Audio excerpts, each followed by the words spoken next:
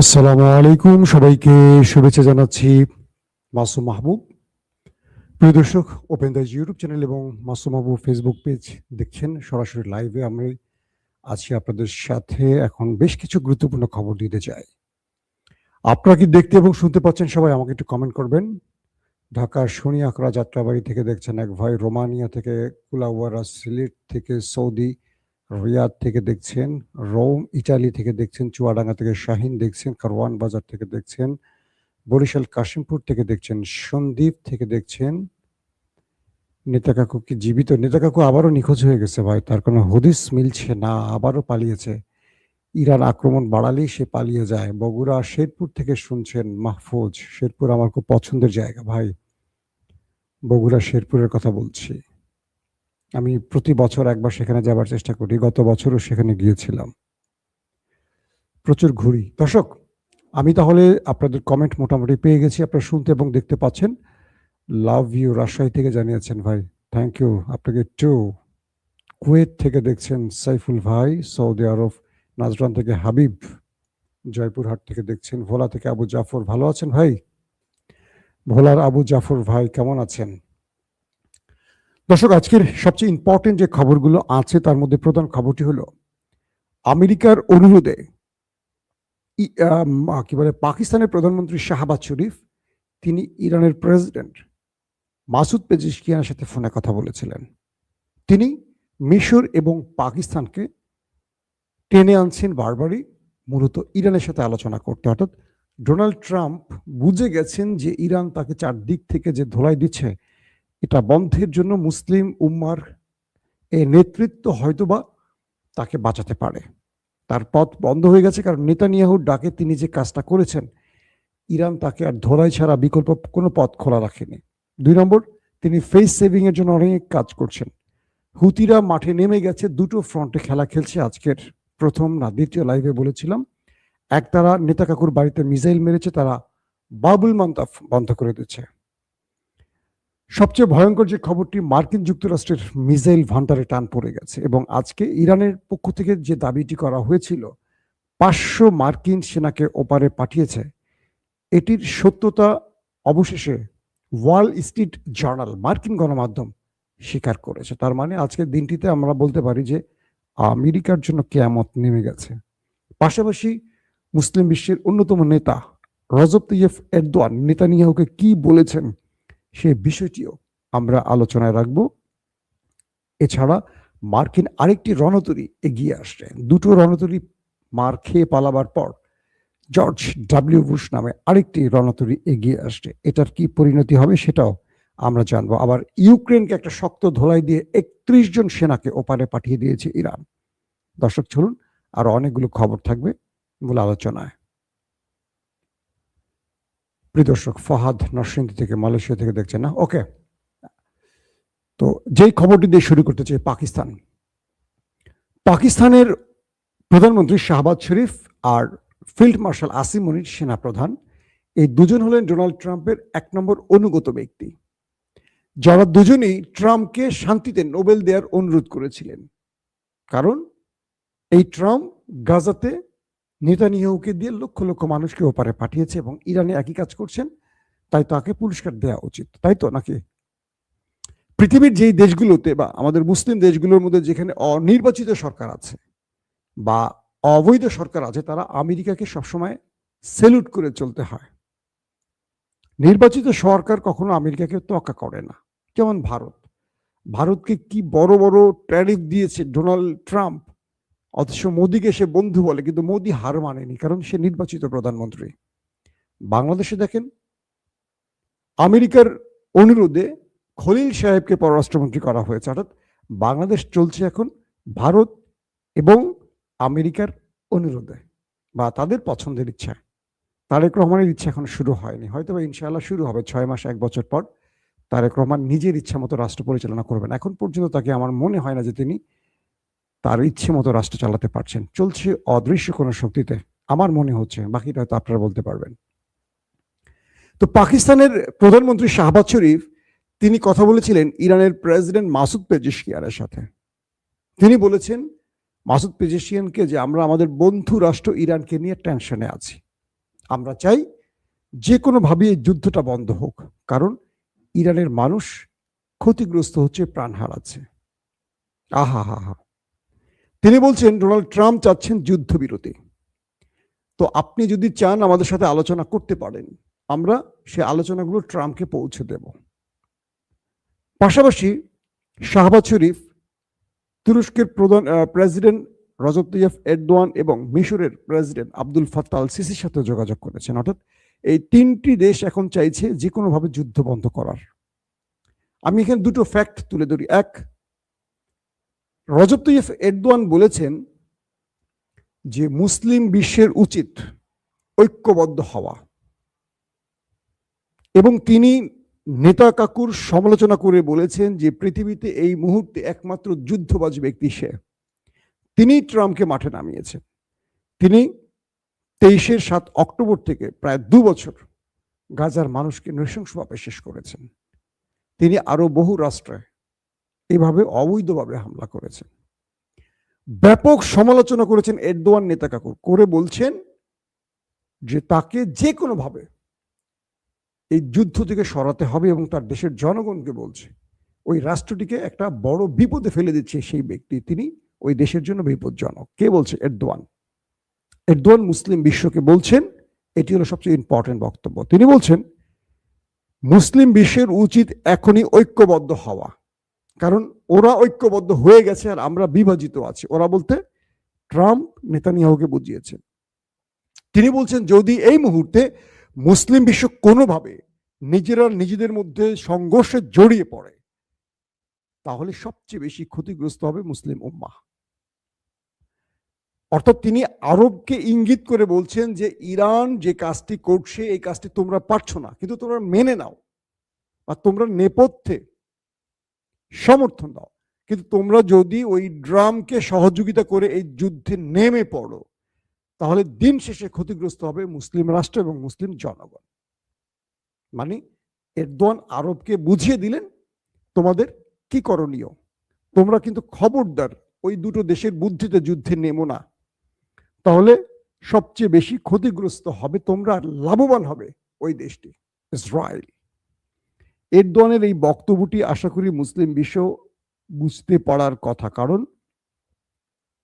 তিনি বারবার সতর্ক করছেন আমাদের ঐক্যবদ্ধ থাকতে হবে, আমাদের বিভাজিত হওয়া যাবে না, কোনোভাবে যেন কোনো মুসলিম দেশ ইরানে আক্রমণ না করে, এই ব্যাপারে সতর্ক করছেন এরদোয়ান।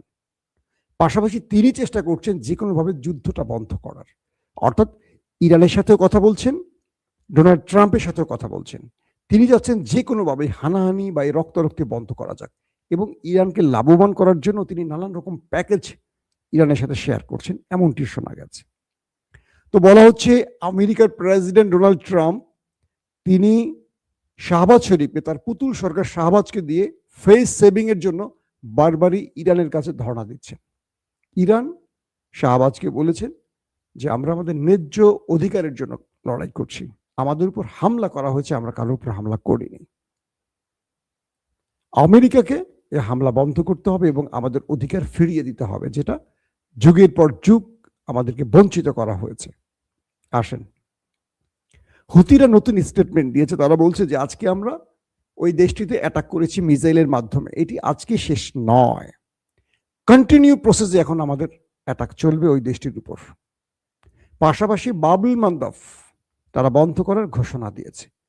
পুরো পৃথিবী এখন টেনশনে আছে, একদিকে হরমুজ, একদিকে বাবুল মান্দাব। এই দুটো বন্ধ হলে গালফ কান্ট্রির তেল বের হওয়ার রাস্তা বন্ধ হয়ে যাবে, পুরো পৃথিবীর তেলের বাজার অস্থির হয়ে পড়বে, টালমাটাল হয়ে যাবে। দাম তো কোথায় উঠবে বুঝতেই পারছেন, কিন্তু তেল পাবেও না সবাই ঠিক মতো। অর্থাৎ এই যুদ্ধটাকে ইরান এখন কৌশলে, মানে তেলের মাধ্যমে যুদ্ধটাকে তেল যুদ্ধের দিকে নিয়ে যাচ্ছেন। এখানে অস্ত্রের চেয়েও তেলের খেলাটা এখন বিজয়ের পথে, যেটা অস্ত্র দিয়ে সম্ভব না সেটা ইরান হরমুজ আর বাবুল মান্দাব দিয়ে খেলে দিচ্ছেন। ট্রাম্প পাগল হয়ে গেছেন। এখন ট্রাম্প তার নিজের অবস্থা তিনি বুঝতে পারছেন যে তিনি কোন বিপদে পড়েছেন নেতানিয়াহুর জন্য। গতকালকে তিনি একটি মার্কিন যুক্তরাষ্ট্রের মায়ামিতে একটি প্রোগ্রাম করেছেন, সেখানে খুব চমৎকার একটি কথা বলেছিলেন। তিনি বলেছিলেন আমার খুব জ্ঞানী লোক পছন্দ না, যারা নিজেরা কামিয়াব হয়েছেন তাদের আমার পছন্দ না, আমার একটু গর্ধব শ্রেণীর লোক খুব পছন্দ। যারা শ্রেষ্ঠত্ব অর্জন করেছেন, বিজয় অর্জন করেছেন, কামিয়াব হয়েছেন, তারা সবসময় নিজেদের বিজয়ের গল্প শোনাতে পছন্দ করে। আমার এদের পছন্দ না। আমার পছন্দ একটু গর্ধব লুজার লোকদের, কারণ তারা আমার বিজয়ের গল্প শুনতে পছন্দ করবে। মানে ডোনাল্ড ট্রাম্পের এই বক্তব্যটি আমার খুব মজা লাগছে, বুঝছেন না, আমি যখন শুনলাম। অর্থাৎ তিনি সবসময় গর্ধবদের সাথে চলতে পছন্দ করেন, কারণ গর্ধবদের তিনি বলতে পারেন, দেখেছো আমি এটা করেছি, দেখেছো ওটা আমি করেছি। আর যারা শ্রেষ্ঠত্ব অর্জন করেছে তারা তো ডোনাল্ড ট্রাম্পের কথা শুনবে না, তারা তো তাকে ওই পাবনার লোক মনে করবে, হেমায়তপুরের লোক মনে করবে। তো তিনি কাদেরকে এই যুদ্ধে ব্যবহার করছেন? শাহবাজ শরীফের মতো লোককে, যাকে তিনি গর্দভ হিসেবে বিবেচনা করছেন। মোহাম্মদ বিন সালমানকেও তিনি খোঁচা দিয়ে কথা বলেছেন যে সৌদি আরব এখন আমার পেছনে পেছনে ঘুরছে। সৌদি আরব আমেরিকার চোখে তাদের অবস্থানকে জেনেছে। একটা সুন্দর ভালো জিনিস আমরা দেখলাম। মার্কিন বিভিন্ন সূত্রগুলো বলছে যে এই যুদ্ধে আমেরিকা ইরানের বিরুদ্ধে, ইরান এবং ইসরায়েল, আমেরিকা এবং ইসরায়েল, তারা প্রায় ৩,০০০ বোমা মেরেছে, মিসাইল বা বোমা মেরেছে ইরানের ভেতরে ৩,০০০। এর মধ্যে মার্কিন যুক্তরাষ্ট্র ৮৫০ টোমাহকই মারছে। বলা হচ্ছে তাদের হাতে মিসাইল ফুরিয়ে আসছে, ইন্টারসেপ্টর ফুরিয়ে আসছে। আমেরিকা এক বছরে যে মিসাইল তৈরি করতে পারে, পুরো এক বছরে, সেগুলো গত ২৭ দিনে শেষ হয়ে গেছে। মানে ২৭ দিনে এই পরিমাণ মিসাইল মারছে, যেটা তাদের এক বছর লাগে তৈরি করতে।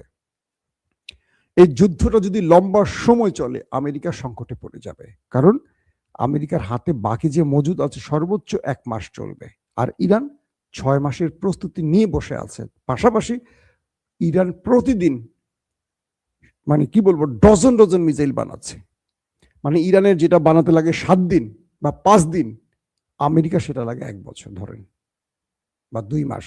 মানে ১ বছর বলতে ১ বছর তারা যে বোমাগুলো মেরেছে ১ বছরে সেটা তৈরি করা সম্ভব না, কিন্তু ইরান তৈরি করতে পারবে। ইরান অল্প টাকায় বেশি দামের মিসাইলগুলো ধ্বংস করে খেলাটাকে ঘুরিয়ে দিচ্ছে। একটা ব্যাপার গেল। পাশাপাশি আমেরিকা আরেকটি রণতরী পাঠিয়েছে জর্জ ডব্লিউ বুশ নামে। অর্থাৎ আব্রাহাম লিঙ্কন এবং জেরার্ড আর ফোর্ড এই দুটো ধোলাই খেয়ে অসুস্থ হয়ে গ্রিস বন্দরে গিয়ে পালিয়ে এখন সেবা করছে। অর্থাৎ এগুলোর চিকিৎসা চলছে, ঠিক করার মেরামতের কাজ চলছে। এখন বাধ্য হয়ে আমেরিকা আরেকটি রণতরী পাঠিয়েছে এই অঞ্চলে। ইরান বলছে যে তোমার সবচেয়ে বৃহৎ রণতরী কোথায় মিস্টার ট্রাম্প? তুমি না খুব অহংকার করে বলেছিলে যে তোমার এই রণতরীতে কিচ্ছু করতে পারবে না ইরান। তুমি কার ভয়ে পালিয়েছ? কি দুর্দান্ত মানে টিপ্পনি কাটে ইরান, বুঝতে পারছেন? ইরান মিডিয়া দিয়ে ভালো খেলতে পারে। এই দেশটারে মোটামুটি কি বলবো, জটিল জায়গায় জটিল লোকদেরকে বসিয়ে রাখে। ডোনাল্ড ট্রাম্পের মুখ হয়ে গেছে, বলছে যে আমার এক জেরার্ড আলফোর্ড অথবা আব্রাহাম লিঙ্কন ইরানের জন্য যথেষ্ট। দুইটাই আসছে পরবর্তী, দুইটাই মাইর খেয়ে পালাইছে। এটা কম বলেন? তারপরের গুরুত্বপূর্ণ খবরটি হলো, মানে ওইখানে ইরান বলছে যে তোমার জর্জ ডব্লিউ বুশকেও আমরা জায়গা মতো পাঠাবো, তুমি আসো। গত ২৪ ঘন্টায় ইরান মার্কিন যুক্তরাষ্ট্রের কয়েকটা স্টেট, মানে কয়েকটা জায়গায় হিট হয়েছে। একটা হলো প্রিন্স সুলতান বিমান ঘাঁটি সৌদি আরবের, এটা বলেছি আপনাদের আগের লাইভে। কাতারের আরেকটি স্পটে হামলা হয়েছে, আমি সেটা আপনাদেরকে জানিয়েছিলাম যে বুবিয়ান আইল্যান্ড কাতারের, এটি ইরাকের কাছাকাছি। এখানে গোপনে প্রবেশ করেছিল আমেরিকান সেনারা। তো ইরানের গণমাধ্যম বা ইরানের যিনি মিডিয়া উইং কন্ট্রোল করেন, জেনারেল ইব্রাহিম জুলফিকারি, তিনি বলেছেন যে আমরা এই দুটো জায়গায় অ্যাটাক করে মার্কিন যুক্তরাষ্ট্রের ৫০০ সেনাকে টিকিট ছাড়া উপরে পাঠিয়েছি। একটি স্থানে ছিল ১০০ মার্কিন সেনা, অপর স্থানে ছিল ৪০০ মার্কিন সেনা। তাদেরকে আমরা মিসাইল এবং ড্রোনে অ্যাটাক করেছি।